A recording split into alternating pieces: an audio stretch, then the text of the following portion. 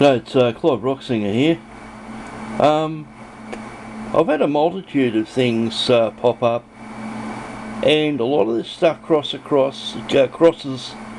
over situations that occur in the workplace and their connection with what you do at home. The problems I'm encountering here come down to practical experience, and where a lot of these designers, these makers and design engineers fall on their butt is they'll often, some do understand the fact that corners have to be cut at times. For example, you'll have a machine in a workshop and you'll put an attachment on it, but you can't make the attachment universal. So what you do is you make it so that it can clip on under certain situations. So you might say, like, have it might have two modes, and it might only be appropriate for one single mode, and when you want to use it on the other mode, you've got to detach it. Now, you've got a kind of similar situation right here. I've had a lot of problem printing out these posts for my Taylor Swift little shrine. I don't know what the shrine means she's dead, I hope it doesn't. But anyway, it's like worship Taylor Swift, I'm a Swiftie, so this is intended to surround this book thing, and I was going to actually put lanterns like they have on the old carriages, put LEDs in there, and make it all very stylish. What I've been having problems with is when I grouped all of the bits together, and especially when I linked the parts in Blender, I started getting errors, and I was getting things like this where it's actually recessed. Oh, hang on, is that one of them? Where are they? Yeah, it is. It actually recessed the hole where I put the post in. Normally when you do that, it combines the bit together. In this particular case, it separated them. It was missing huge bits of it, like here. And what I believe the problem was, and this is only at a guess, and I'm pretty sure I'm right, it started doing it when I started creating different collections. So where the limitation is this is where it's got mode 1 and mode 2. In Blender, they've designed the ability to print your file out probably as an accessory situation after it had already been drawn up and designed by the software developers. So when they developed Blender, they probably didn't have 3D printing in mind, and then at a later date it's an afterthought. They thought, well, we can make Blender print stuff out, but it only works in the default collection mode.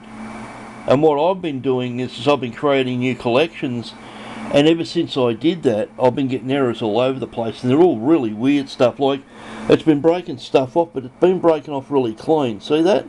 See how it's snapping off all lovely and clean?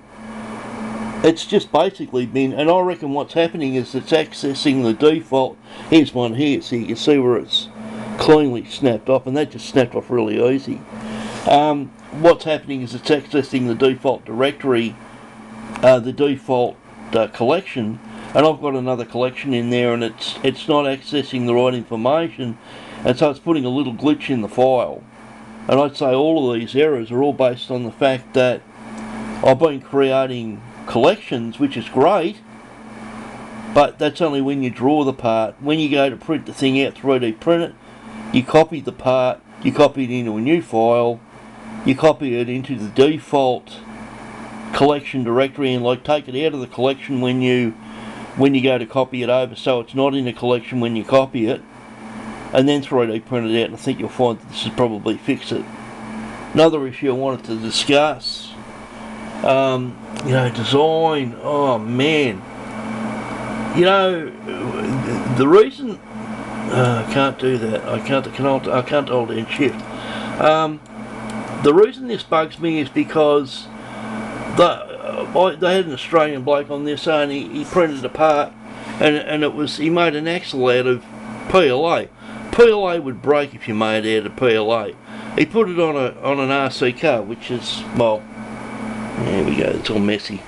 this is my RC car here, and his PLA made a part of the suspension out of PLA. It would have snapped in 2 seconds.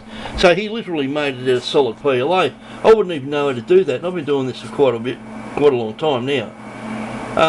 But the problem that you have with design, this particular one here, is the rear assembly of the Terran Fireblade, and I've come up with a new design. Here, I can't hold down shift. Hang on a second, let's put the camera down. Let's pull that down there. Get that back up there. Right, now this is the design. This is your hyper brake, and so what you've got is you've got a cog on your drive, and that's actually your disc brake there. So it's very badly drawn. I'm really, you know, when you start drawing this stuff, it's always a bit horrible. And I've only just started designing gear, so the gear meshes are completely wrong. But you get the general idea. But what the problem with this here is it's got this particular one here at the bottom, which I can't now access, has been designed as having axles. And one thing I've decided with this is it's going to be a very strange car. It's going to have turning at the back, and the front two axles will actually pivot on a central base, so it'll be a locked assembly, and the whole assembly will pivot, so it'll be two tandem sets of wheels that are now what's that going to be? The drive wheels. It's got to have the hyper brake system on the front, and the steering is going to be on the back, and it'll also be duals. So I've got to nick off because my camera's about to run out of memory. You know, I've got to now redesign all of this and take the suspension off the rear part and add another axle to it. And you look at the complexity of this; it's just insane. You know, it's going to take me weeks to do this. So anyway, Clive Rocksinger, you know, designing stuff ain't as easy as you think. Clive Rocksinger, over and out.